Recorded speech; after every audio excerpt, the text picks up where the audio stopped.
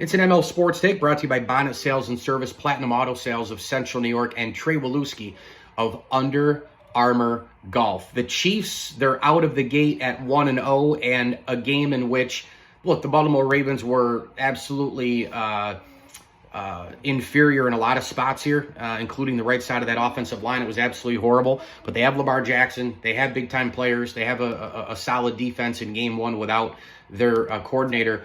But you know what? Like, they still did enough to be able to hang in there. Lamar Jackson, he did miss some throws, though. I mean, I got to tell you, like, he's really, really good until he's not, right? And then he's just not Patrick Mahomes. And that's a very, very simple thing. That's something that, I guess you could say about just about everybody in the league. I would say Josh Allen's the closest thing to Mahomes in the entire league. Lamar, he missed wide open receiver at the back end of the end zone. And then that last play of the game, it was a catch, but the toe was on the line. Lamar ran all over the place.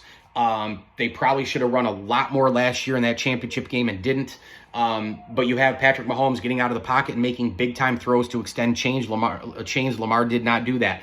Again, the O-line is going to be a problem for Baltimore all year long. That's why I picked them, to make the playoffs, but definitely not make a Super Bowl run.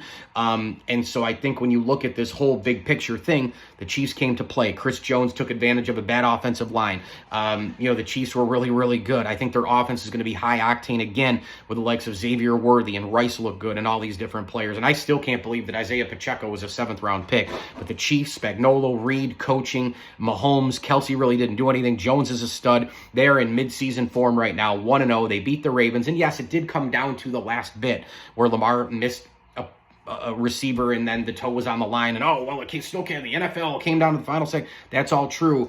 But by the same token, didn't it feel a little bit like Kansas City won by a couple of touchdowns? Certainly from my eyes, it did. And right now, my eyes are really, really shaky because I'm tired. That game ended around midnight. ML Sports Take brought to you by our great friends over at Bowers & Company CPAs, Rosie's Corner, Bonnet Sales and Service, and Elevate Fitness of Syracuse. Grab your membership today. Be great, elevate, get in the pool, the sauna, and much more. You can sign up for all their pickleball and spin classes as well, bike classes at Elevate Fitness of Syracuse, a proud ML Sports Platter sponsor.